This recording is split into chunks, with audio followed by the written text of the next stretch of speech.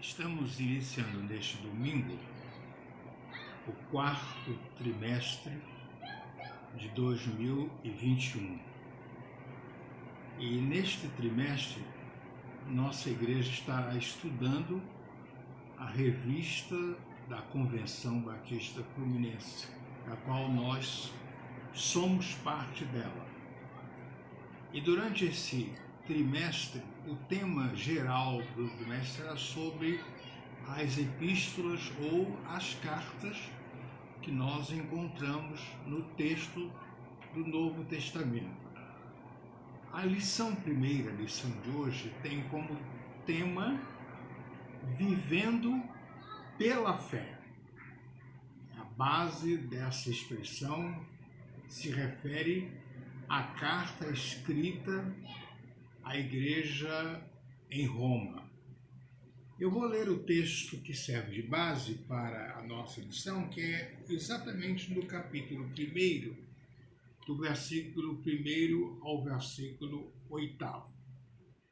Paulo, servo de Jesus Cristo, chamado para apóstolo, separado para o Evangelho de Deus, o qual antes havia prometido pelos seus profetas nas Santas Escrituras, acerca de seu filho, que nasceu da descendência de Davi, segundo a carne, declarado Filho de Deus, em poder, segundo o Espírito de santificação, pela ressurreição dos mortos, Jesus Cristo, nosso Senhor, pelo qual recebemos a graça e o apostolado para a obediência da fé entre todas as gentes pelo seu nome, entre as quais sois também vós chamados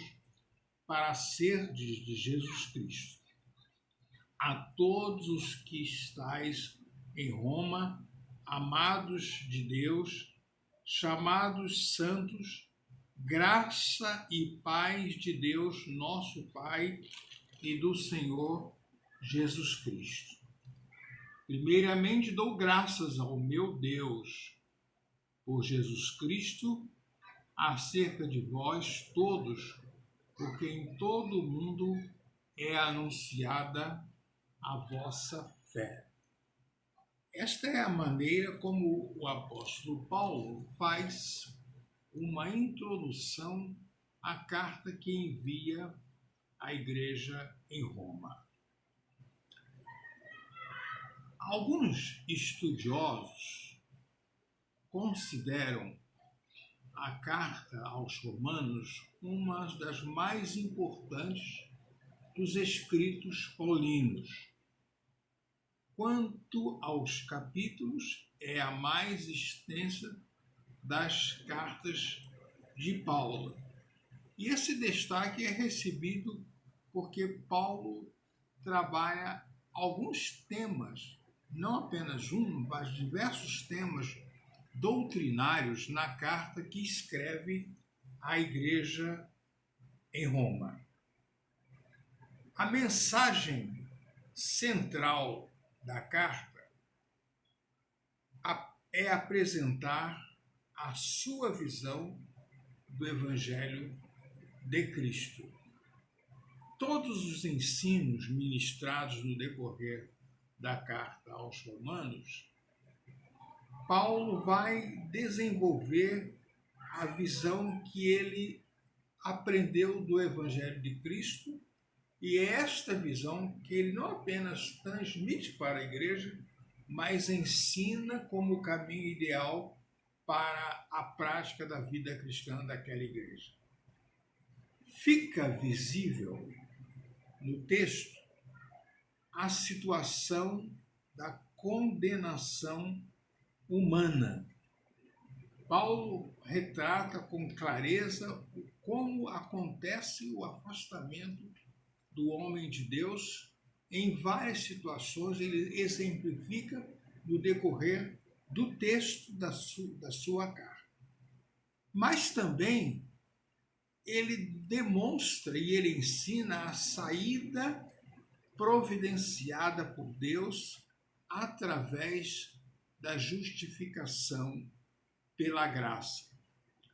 Quando nós voltamos ao texto de Gênesis, verificamos que quando o homem pecou pela primeira vez, e Deus falou com Adão e Eva a extensão da sua falta, do seu pecado.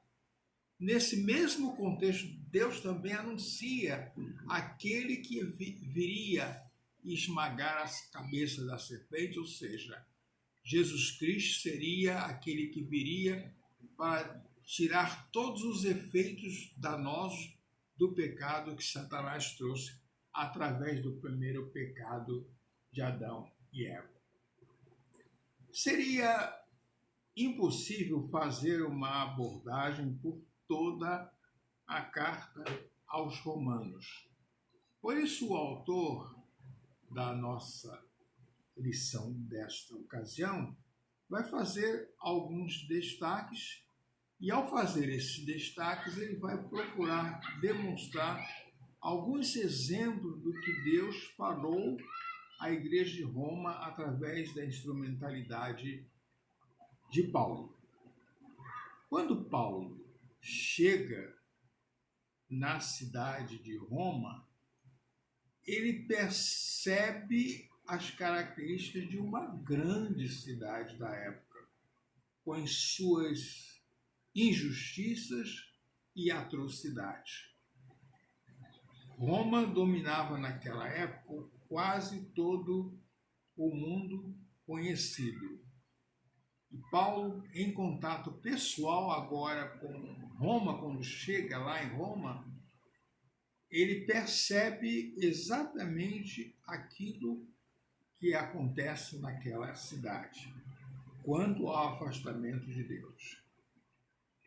No texto do capítulo 1, versículo 18 a 32, Paulo apresenta a posição de Deus diante da multiplicidade de pecados.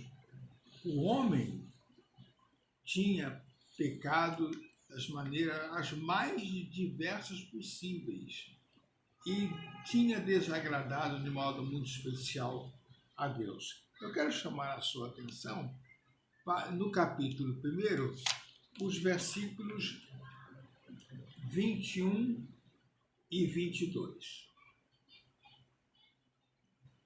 Porquanto, tendo conhecido a Deus, não o glorificaram como Deus, nem lhe deram graças, antes os seus discursos se multiplicaram e o seu coração apresentava grande dificuldade, dizendo: sábios tornaram-se loucos. Uma prática relacionada à idolatria presente no Império Romano. Paulo destaca a verdade que todos podem conhecer a Deus de acordo com seu entendimento. O que acontece? Nem todos naquela época, como pode acontecer ainda hoje, conheciam a Deus na maneira simples da apresentação do Evangelho. Mas Paulo diz, através da Igreja de Roma, que tudo que podemos conhecer de Deus está revelado na natureza. Deus não deixou que ninguém ficasse sem o seu conhecimento de alguma maneira. Algumas reações que nós podemos mencionar de Deus à pecaminosidade, ou seja, o homem em qualquer tempo, em qualquer lugar, sofre as consequências dos seus pecados. E no texto de primeiro capítulo, versículos 24 e 25, diz que Deus os entregou às suas concupiscências dos seus corações. e aos desejos seus próprios carnais para desonrarem seus próprios corpos. Nessa referência, Deus mostra que aqueles homens pecaminosos iriam sofrer no seu próprio corpo as consequências dos seus pecados. Agora, o que acontece com essas pessoas? Aconteceu com eles.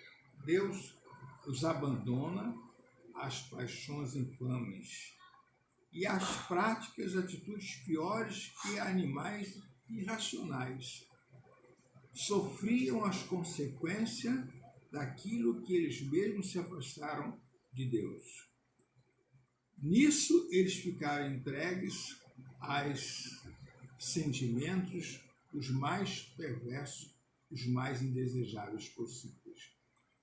Mas esse homem caído, esse homem afastado, esse homem distanciado de Deus, não deixou de receber o socorro que só o próprio Deus poderia oferecer. Na eternidade, isso já está um relato de lá no livro do Apocalipse, capítulo 13, versículo 8, ele estabeleceu a forma pela qual homens pecadores poderiam ser novamente recuperados. O Calvário foi projetado e planejado na eternidade. Deus está disponível para todas as pessoas.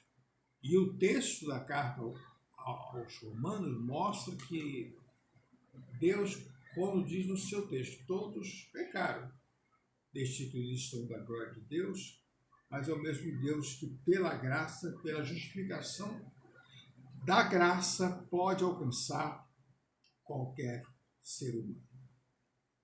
No capítulo 8, o autor da nossa lição vai chamar a nossa atenção para o ensino que Paulo procura passar para aquela igreja sobre a santidade da vida.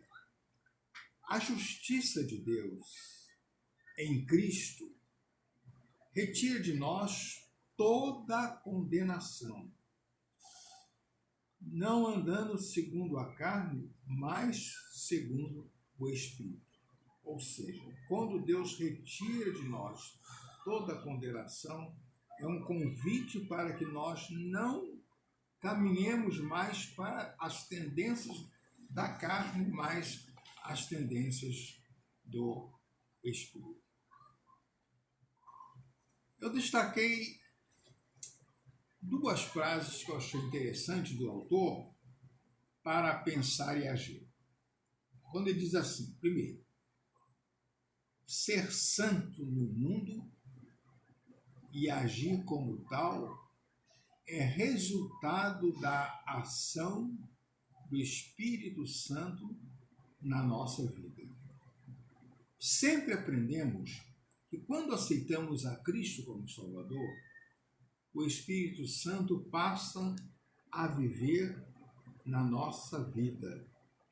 E como ele passa a viver na nossa vida, ele nos dá as forças e os instrumentos para cumprirmos aquela declaração do texto bíblico. Sede santos como eu sou santo. Segundo pensamento, é sempre bom refletir sobre a pecaminosidade que ainda é presente na humanidade. Continua presente hoje e continua o inimigo das nossas almas tentando procurar atingir também a vida do crente. Concluindo a nossa lição, é o Espírito Santo que habita em nós, que vai promover a vitória sobre a carne. A vitória sobre a carne não depende da nossa disponibilidade ou das nossas forças, mas Ele mesmo nos conduz, nos orienta a termos uma vida vitoriosa. Temos muito que aprender em Romanos, não apenas da situação pecaminosa do homem daquele tempo e de todos os tempos, mas das ações de Deus para recuperar e restaurar a raça humana.